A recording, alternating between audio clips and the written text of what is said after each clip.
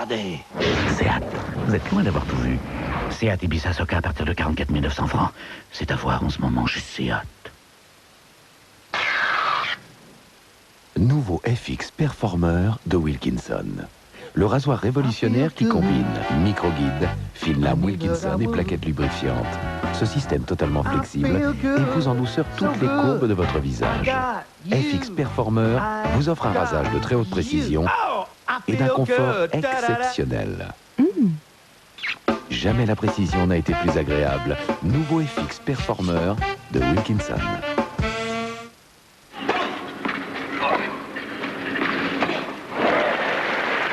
Jeu, 7 et pub. Avec le jeu Super 6, faites jouer vos connaissances, les vraies, les fausses, et que la chance soit avec vous. Madame Bovary meurt à la fin du roman de Flaubert. Vrai ou faux? C'est le moment de lire si vous ne l'avez pas lu. Alors appelez le 36 68 06 06. Les heureux gagnants pourront choisir leur cadeau, cassettes vidéo, compil et t-shirts, et recevoir en plus une de ces 3 télécartes collector, une exclusivité M6. Super 6, du super dans vos ménages.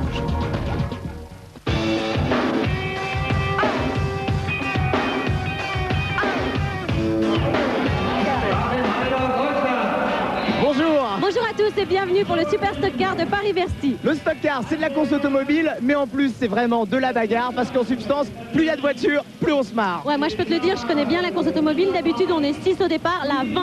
Je dis pas comme ça doit être serré en plus. Oui, il faut vraiment se frayer un chemin. C'est du pouce-pouce, on a droit un petit peu de bousculer les autres. Pour ça, on a des petites voitures surgonflées, enfin les compétiteurs ont des petites voitures, et ils s'élancent vraiment. Le spectacle est au rendez-vous, je peux vous le dire. Et moi là, je suis comme une folle, j'aimerais beaucoup y aller, pardon Yves. On va voir tout de suite ça en images, ok? Oui, c'est parti. La recette pour réussir un bon stock car. Vous prenez une piste en sable, pas trop grande, du genre Porte de Saint-Ouen, Porte de la Chapelle, 6 h du soir, pour la densité. Vous pouvez garder les mêmes voitures, mais c'est le premier qui roule sagement qui perd sa place.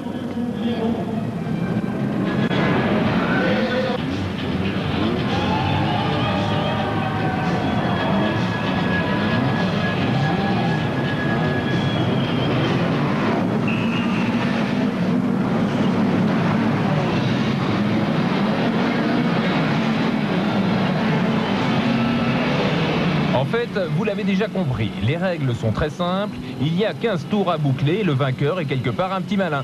Il a réussi à être le plus rapide et surtout n'a pas transformé son carrosse en compression signé César.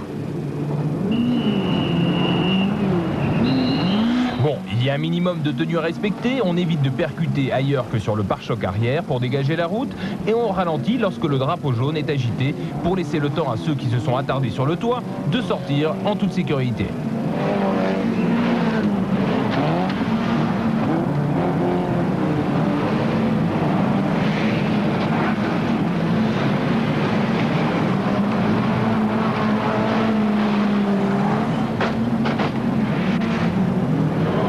Parmi les pilotes, c'est comme en Formule 1. Il y a les félins qui ne touchent jamais personne, les lourds de la semelle qui ont passé leur permis chez Caterpillar et les rêveurs qui n'arrêtent pas de se faire secouer.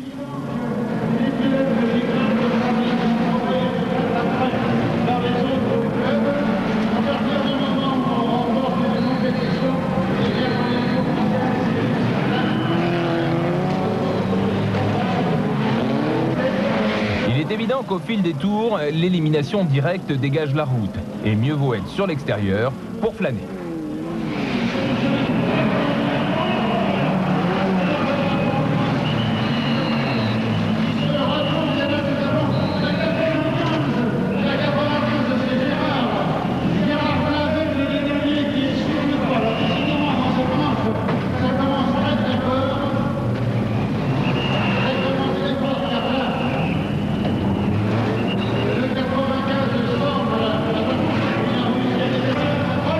Monsieur Dixon, c'est vous qui avez importé cette discipline des États-Unis il y a combien de temps? Oh, il y a bien longtemps, il y a 35 ans, je crois. Mais ça a beaucoup changé depuis. En quoi est-ce que ça a changé?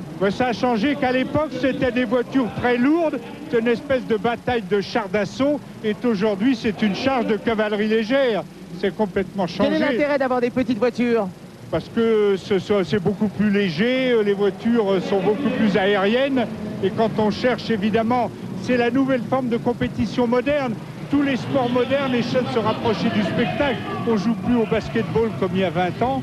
Et les courses automobiles, pareil, ont beaucoup changé. La vitesse pure n'est plus le seul élément qui fait la décision. Le but du jeu, c'est que les voitures volent un peu dans tous les sens. Vous savez, on en voit maintenant, les voitures se perdent dans le désert, dans Paris-Dakar. On leur fait faire des courses sur glace. On amène des éléments perturbateurs. Nous, l'élément perturbateur, c'est la forte densité des voitures sur la piste qui crée des problèmes de conduite. Ils sont insolubles. Comme ils sont insolubles, les pilotes n'arrivent pas à les résoudre. Et voilà le résultat. Et ils se rentrent dedans. Et le résultat est spectaculaire. Pourquoi est-ce que ce sport s'appelle stock car? Non, c'est tout simplement un mot anglais qui signifie tout sautement voiture de série, les voitures du stock. Et comme ce sont des voitures de série, on a longtemps hésité. Pourquoi est-ce qu'on prend des voitures de série? Parce que ça revient moins cher? Parce que le public est beaucoup plus touché. Il voit sa propre voiture dans des situations où jamais, heureusement pour lui, du reste, il ne la verra sur la route. Là, il se passe exactement le contraire de ce qui doit arriver sur la route. Bon, alors moi j'ai la chance de pouvoir donner le départ des coureurs qui vont se placer tout de suite sur la ligne de départ. Donc dès que le dépôt va être agité, on va y aller. C'est parti!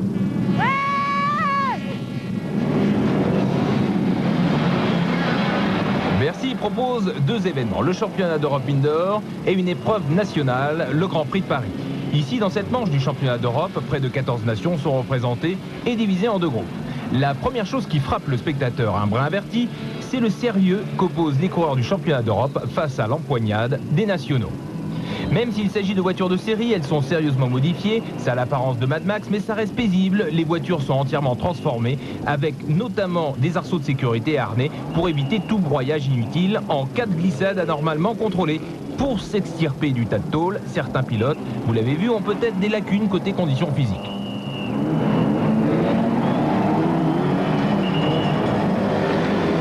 En championnat d'Europe, le style est plutôt on se faufile en froissant de la tôle que la recherche systématique de la percussion. À ce petit jeu, le numéro 5, l'allemand Hirsch, gambade à souhait. Ici, c'est Willy de Ring, une des stars helvétiques de la discipline, plus connue comme la panthère rose des circuits et qui a l'air particulièrement heureux d'avoir valsé. On remarquera comme les Allemands sont attachés à leur patronyme. Le 5 a collé des bois de serre sur sa voiture parce que Hirsch, ça veut dire chevreuil, et comme il en a également la fluidité, il va mener cette manche pendant un bon moment. Les commissaires sont parfois démunis pour se faire respecter. Reste la bonne solution, compagnie républicaine. Le ralenti indique que le coup a eu de l'écho puisque le pilote portugais a fait un écart malheureux, tandis qu'un deuxième commissaire tentait lui aussi le coup de matraque.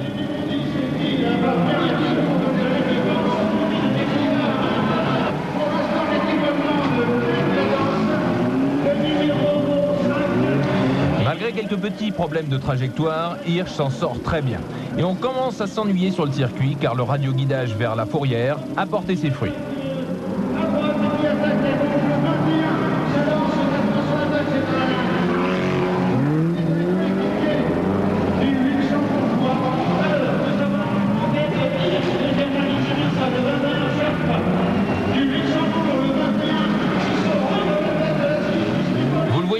C'est le luxembourgeois Dan Sharp qui va être le plus lucide dans cette manche et il remporte la victoire.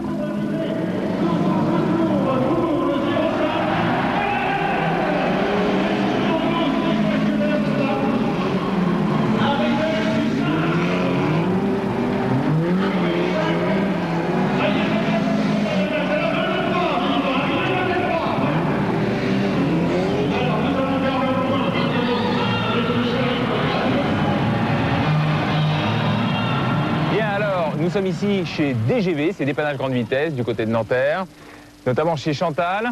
Et avec toute l'équipe, on va découvrir de quelle manière on prépare ces voitures de stock car, quelles sont les astuces des mécanos pour préparer ces véritables petits bolides.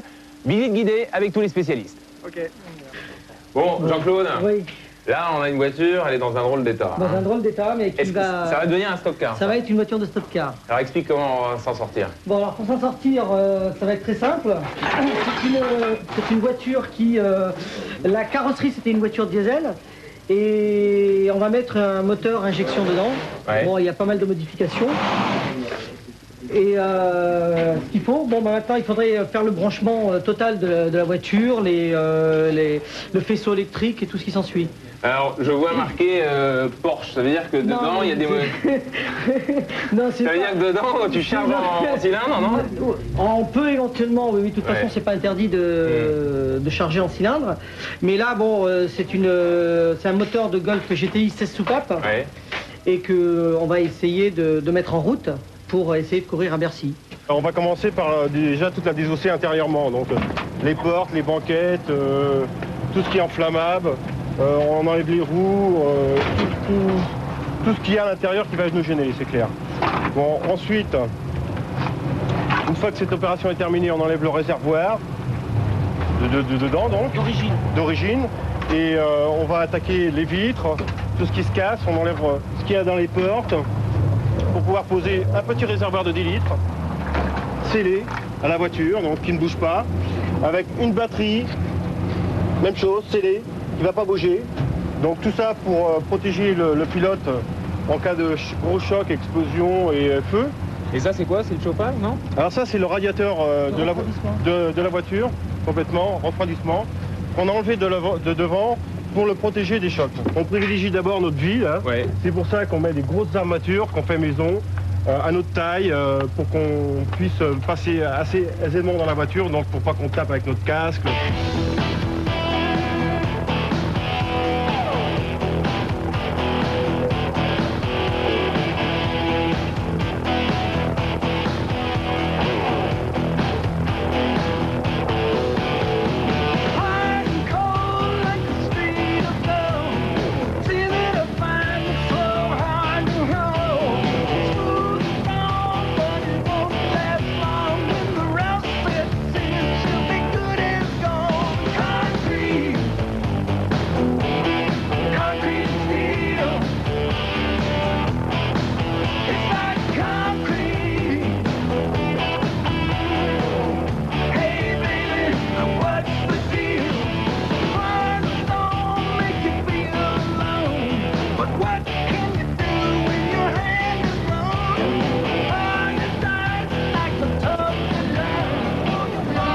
Naturellement, le meilleur moyen pour arriver parmi les premiers, c'est encore d'envoyer les autres dans le décor. Et là, la règle du pouce-pouce fait fureur. Oui, les tonneaux. Alors, quand le commissaire de course agite le drapeau jaune, ça veut dire qu'il y a un méga tonneau devant. Il faut ralentir. Oui, il faut ralentir. Tous les coureurs doivent respecter ces règles. Et au moment où le drapeau jaune est agité, ils ne doivent pas dépasser. Ils n'ont pas le droit de dépasser. Donc, ils ralentissent un peu le jeu. Et puis ensuite, ça repart. Et même la tribune s'envoie quelque peu bousculée. Ouais. À quoi reconnaît-on que l'on va assister à une deuxième manche d'un stock-car? Eh bien tout simplement à l'allure tellurique des véhicules qui ont souffert. Et si la ligne de départ donne l'impression d'être plus clairsemée, eh bien c'est que tout simplement certaines écuries ont dû jeter l'éponge, voire le chiffon, n'ayant plus de véhicules capables de rouler. Cette deuxième manche du groupe 1 du championnat de Paris va être brève pour Jean-Yves Moussin, qui avec la complicité d'Alain Berger est allé connaître les joies de la position voltige aérienne. Pendant quelques secondes, les commissaires vont être un peu dépourvus, car ça va cartonner dans tous les sens.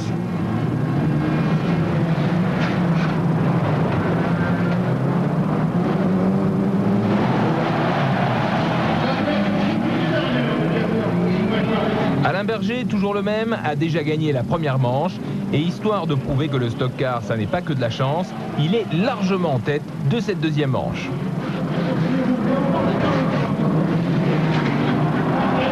C'est au tour maintenant de Michel Delosier de rejoindre l'incroyable amas de tôles inertes qui jonche maintenant Bercy. Le 60 la joue auto-tamponneuse avec le 26, ça lui donne de l'élan, ça tombe bien, c'était Alain Berger, un peu embourbé.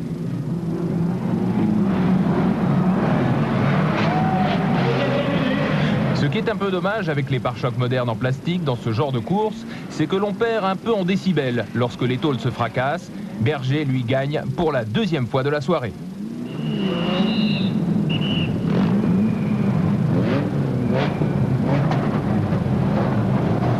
Le temps de faire le ménage, les dépanneuses sont au travail pour ranger les carcasses de voitures. On va faire une petite pause. Ça pousse dans tous les sens, moi ça me plaît vraiment, on se retrouve juste après.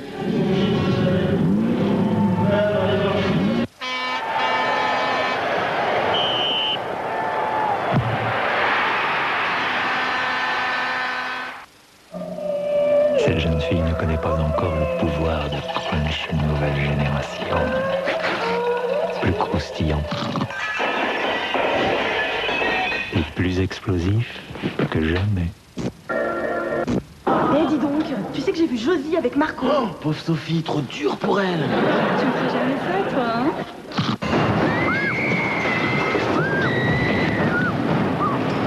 Crunch nouvelle génération croustille à tout casser. Eh, c'est quoi le texte? Ah.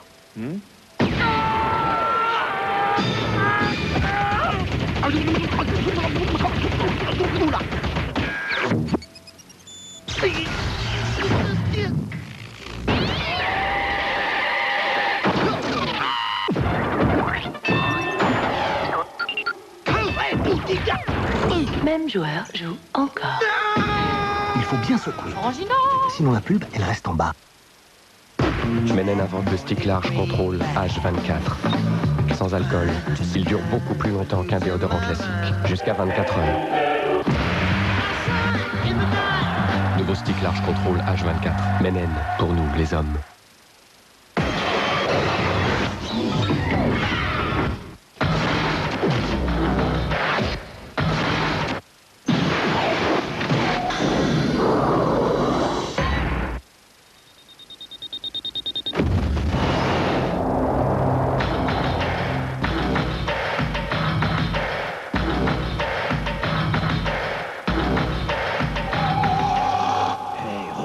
Regardez.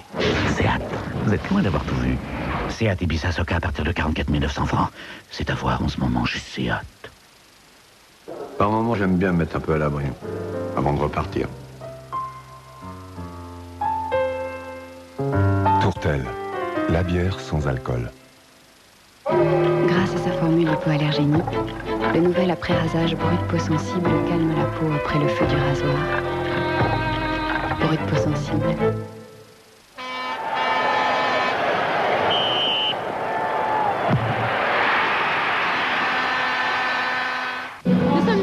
Dans cette super arène délirante de Paris-Bercy pour le stock car. Le stock car, on vous le rappelle, c'est non seulement de la course de vitesse, mais aussi du carambolage en série, puisqu'il y a à peu près une vingtaine de voitures, comme vous pouvez le voir, en train de courir.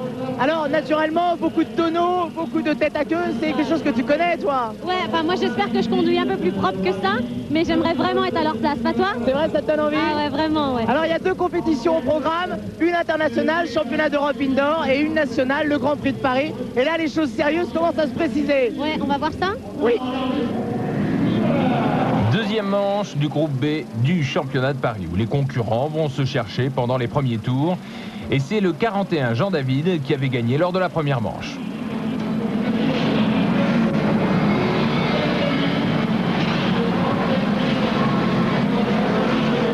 À Bercy, comme l'épreuve est indoor, les concurrents ont dû utiliser une essence qui polluait moins. C'est charmant d'apprendre qu'il existe des carburants qui ne sont pas commercialisés alors qu'ils polluent moins. Ceci dit, je vous rassure, à Bercy, ça n'était pas pour autant la fraîcheur des Alpes. Jean-David se retrouve dans une situation délicate, bloqué par Jacques Donnel, vous l'avez vu, mais grâce à une lucidité remarquable vers la marche arrière, il a réussi à s'échapper et à continuer. Les cadavres commencent à transformer la piste en slalom géant et les commissaires calment le jeu, le temps d'évacuer Fabrice Martinon. Quant à Éric Leraz, vous l'avez vu, sa R5 a trouvé intelligent de se transformer en barbecue, exigeant l'intervention éclair des équipes de secours. Jean-Daniel, le vainqueur de la première manche, en profite pour s'échapper à nouveau, évacue au passage une 4L Matchbox qui laisse son pilote songeur quant à sa présence à Bercy. Le ralenti va permettre d'ailleurs d'apprécier toute la finesse de l'attaque portée à la 612 4L, alors que le pilote Jean Gaillet n'a même pas un regard pour ce véhicule de collection et file vers une nouvelle victoire. Quel jeu cruel! Sur la piste, 50% de déchets, mais le 27 a repéré une dernière 4L en vie et se jette dessus comme aimerait tant le faire l'agence Cully sur Mulder. Allez, on retourne à Nanterre pour la suite des explications. En stock car, on a l'impression qu'il y a de drôles de baskets là. C'est quoi? Qu'est-ce qu'il n'est pas? C'est du rechappé? C'est quoi? Non, c'est pas du rechappé, c'est une protection, c'est un flanc d'un vieux pneu quand on découpe. Si vous avez un adversaire qui vous tape le train avant, ça va amortir le choc. La chaîne qui est cachée au fond, c'est pour se défendre après la course? Non, c'est pas du tout pour se défendre après la course. La chaîne, c'est effectivement, si en cas où on se retrouve sur le toit, faire un tonneau, que le moteur ne sorte pas de sa place. Ça, c'est pour attaquer. Ça veut dire quoi, attaquer? Eh ben, c'est un sport pacifique, pourtant. Pousser la voiture qui se trouve devant moi, qui me gêne éventuellement, pour pouvoir lui prendre sa place. Alors, soit le mettre au toit si j'ai assez de puissance, et si c'est la voiture, s'y prête bien. Et puis... Et la technique, c'est quoi, alors? Bah, la technique, c'est d'envoyer en l'air le maximum de personnes. Oh, non, ça, je crois qu'on a compris, mais la technique, il suffit peut-être de donner il faut donner un coup à un endroit précis. Oui, bien sûr, à l'arrière, à l'angle de l'arrière, mais je ne vais pas tout vous dire parce que... Ah oui, donc il y a secret quand même, voilà. C'est clair. Juste à côté de nous, sur votre gauche, vous pourrez apercevoir les commissaires de course. Ils sont chargés de comptabiliser le nombre de tours de chaque compétiteur et ils sont nombreux. Avant ça, il y a eu un départ lancé, c'est-à-dire que toutes les voitures sont lancées pour faire un tour. C'est pour un peu décongestionner, fluidifier le troupeau. Oui, parce que c'est une vraie bousculade, un véritable embouteillage. Et là, c'est parti, les pare-chocs vont commencer à virevolter. Dans cette manche du championnat d'Europe, suivez bien la Peugeot 205 numéro 7 de Daniel Gaillet. C'est actuellement la terreur des circuits et ça ne date pas d'hier. Près de 30 ans d'expérience sur les circuits, un talent indéfinissable pour se créer de l'espace. L'Allemand Helmut Wussow lui a cru qu'en la jouant en format Mini Plus, il allait faire le maximum, mais il s'est fait éjecter. Que dire de l'attaque éclair de Gaillet sur Ornella Ruggieri? Il se retrouve coincé un instant, et la belle italienne comprend que les manières de gentleman ne sont pas d'actualité et repart au combat. La Panthère Rose roule toujours, et le 1 champion d'Europe en titre, Peter Kimmel, trouve qu'on le prend un peu trop pour cible.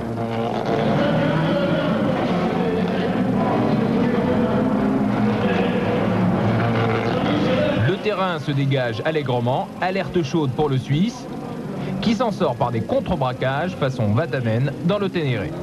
Mais regardez comment la pauvre italienne va se faire massacrer son carrosse.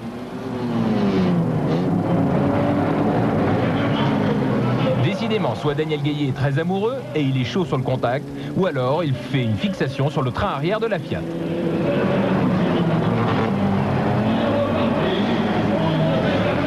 Au tour de Gaillet de se faire pousser par le luxembourgeois Dan Schwarz, déjà vainqueur d'une manche. Quant à Ornella, elle a décidé de rouler ouvertement sans obstacle, d'autant que son train arrière s'est particulièrement ému des assauts précédents, repoussant toujours plus loin l'idée que l'on pouvait avoir du parallélisme des roues.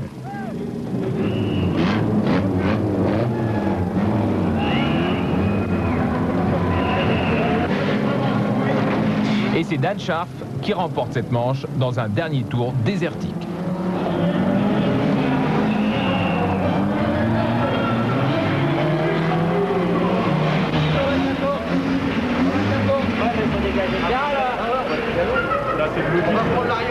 Bon, comment vous avez fait pour tourner plusieurs tours avec une roue comme ça? Oui, on se demande, hein, vraiment.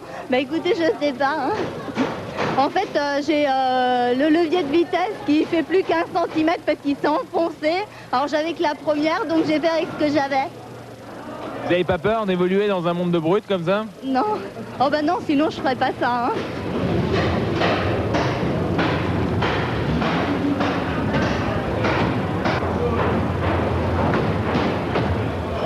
Vous l'avez bien envoyé valser, c'est quoi la technique? C'est d'arriver très vite, il est chopé fin. Bien le choper fin à l'arrière. Et là, ils sont obligés de partir. Et par contre, ça s'est retourné contre vous après? Ouais, parce qu'ils m'ont rentré dans l'arrêt et puis ils m'ont foncé tout l'arrière, le châssis, tout. Quelles sont les qualités qui font un grand pilote de stock car? Faut pas lâcher le pied surtout. Dans les virages, n'importe où, faut pas se faire rattraper. Hein. Si tu traînes, alors là, tu te fais arranger.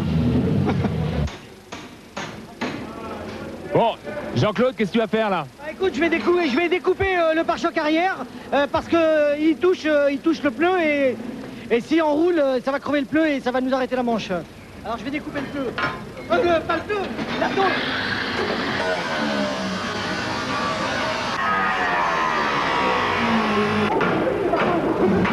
Il y a eu tellement de casse lors des premières courses qu'il reste assez peu de véhicules en état de rouler. Du coup, les organisateurs ont dû supprimer quelques manches et on arrive tout de suite au final. Oui, on va assister tout de suite au Grand Prix de Paris et au Championnat d'Europe Indoor. Les survivants font leur entrée dans l'arène. Les organisateurs ont constaté, non sans une certaine émotion, qu'il manquait des voitures. Il faut donc parer au plus pressé et ils ont fait courir tout ce qui roule dans une seule et même finale.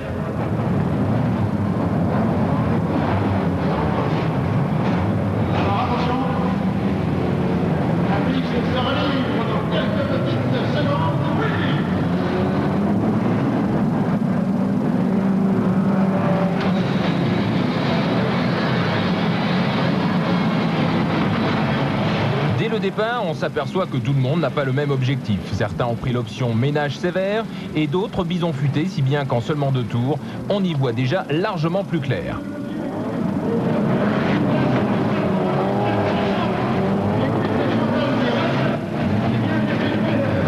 Le 41, Jean-David, se retrouve aux prises avec le fils de Daniel Gaillet, Louis Gaillet, qui manifestement bénéficie des mêmes chromosomes côté attaque.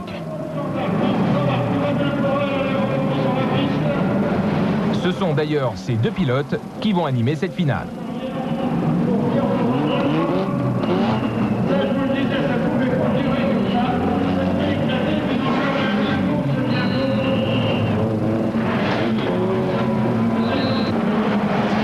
Certains cependant vont trouver la situation un peu dramatique, voire chaude, et visent directement la bretelle de sortie.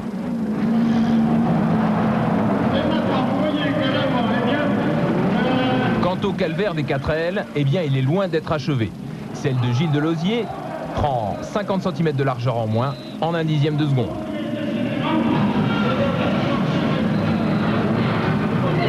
Louis Gaillet, quant à lui, ferraille comme un furieux. Il a une réputation à tenir et gagne ce Grand Prix de Paris.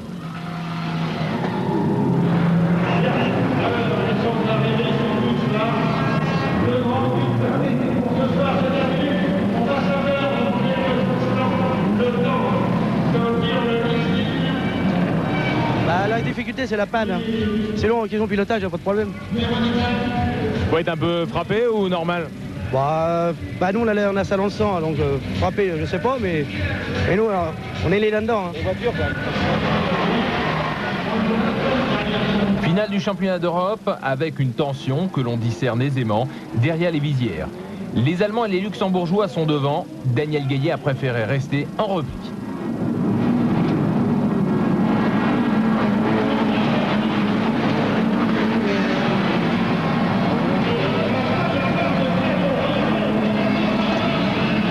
Le ménage s'est fait assez rapidement et le Luxembourgeois Hasselborn y met un zèle tout à fait particulier.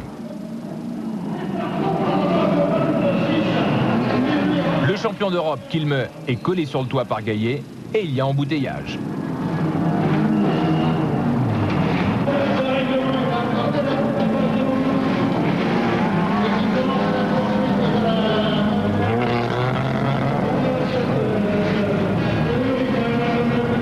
Les tours s'enchaînent et le Français a du mal à se frayer un chemin dans cette jungle.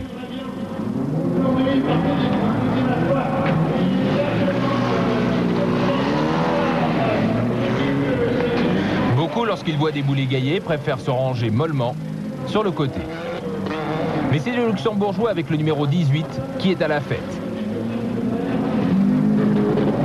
La Panthère Rose va cependant lui régler son compte avec une finesse toute helvétique.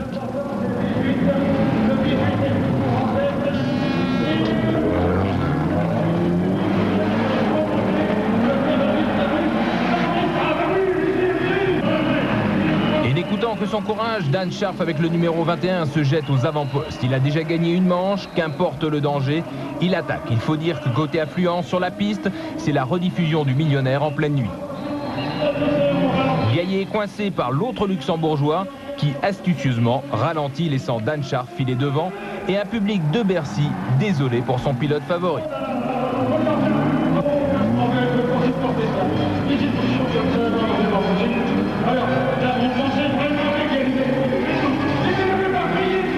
La technique, là il y a beaucoup de possibilités pour préparer une voiture comme ça.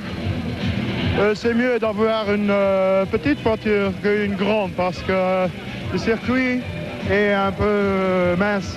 On arrive plusieurs fois pas bien à passer les autres voitures qui ont fait une chute.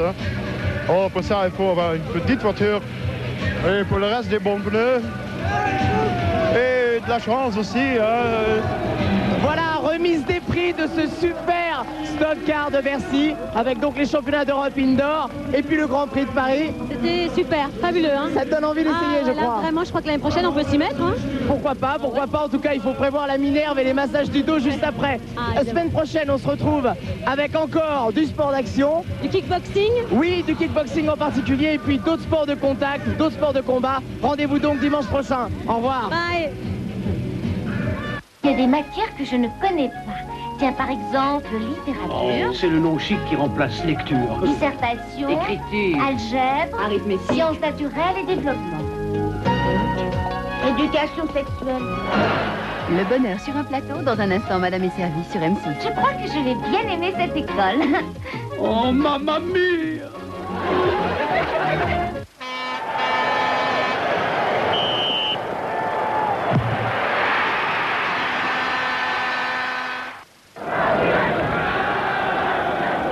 Liptonic Plus.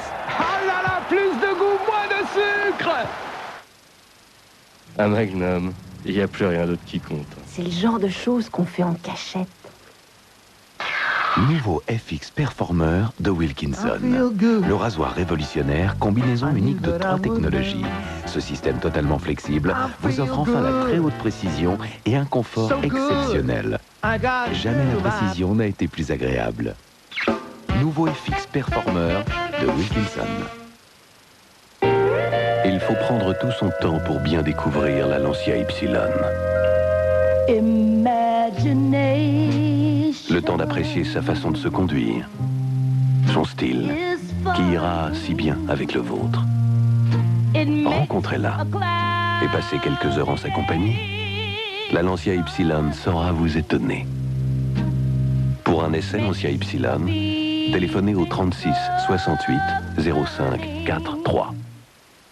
Le numéro 4 de M6 Ciné Vidéo crée l'événement chez votre marchand de journaux avec la vidéo de Cliffhanger, le film le plus vertigineux de Stallone, inédit à la télévision. 52 pages vidéo et cinéma, plus la vidéo de Cliffhanger pour 79 francs. Ça donne le vertige. Avec Fun Radio. T'as vu? Il peint avec de la vie 3000. Hein? Je dis, c'est de la peinture à vie. Ah, mais le jaune, c'est salissant.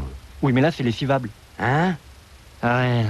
Tu sais qu'il peint avec de la peinture à vie 3000? Ça couvre vraiment bien. Ça sèche en 30 minutes et ça ne sent rien. Et en plus, tu nettoies tes pinceaux à l'eau. Hein? Tu devrais voir un Otorino, toi. À vie, ça change la vie. Mr. Cocktail. Oh, Mr. Cocktail. Sans alcool, la fête est plus folle. Cocktail. Mr. Cocktail.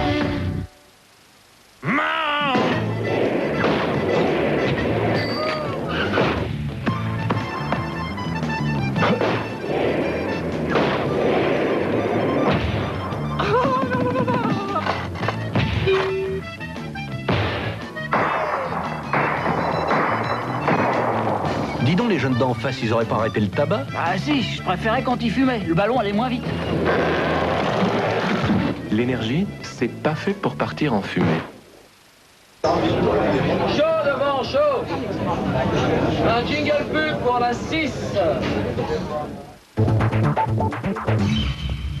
Ils étaient étudiants, salariés ou même chômeurs. Aujourd'hui, ils sont leurs propres patrons. Découvrez-les ce soir dans Capital.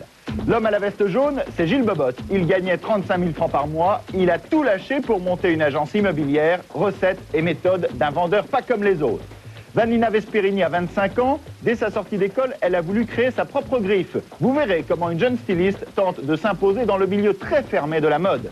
Eric était géomètre, Jean-Pierre cadre supérieur. Ils ont décidé l'un comme l'autre de changer de vie et de devenir taxi. Combien cela rapporte-t-il? Sont-ils plus heureux maintenant qu'ils n'ont plus de patron? Une idée simple au départ, Jérôme Giacomini, Christophe Bourgoin se sont lancés dans l'aventure. Promenade de touristes en montgolfière pour l'un, habillage de façade publicitaire pour l'autre. En 5 ans, 1,5 million de Français ont ainsi créé leur entreprise. Présenté par Emmanuel Chin, Capital, ce soir à 20h45, avec la CNP, assurance sur la vie.